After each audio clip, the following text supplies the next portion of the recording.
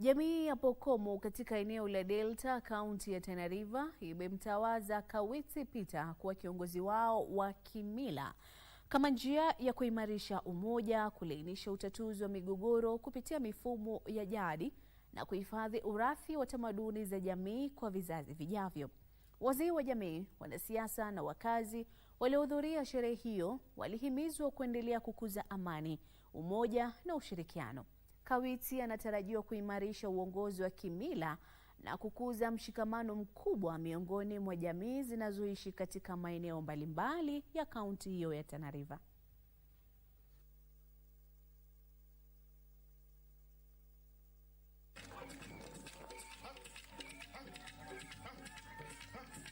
Kama kuna shida za malumbano na makabila mengine, nitahakikisha nitawapatanisha na watu wengine ili waishi pamoja. Huyu kiongozi wetu amechaguliwa na magasa yote ya huku Nsini, aheshimike.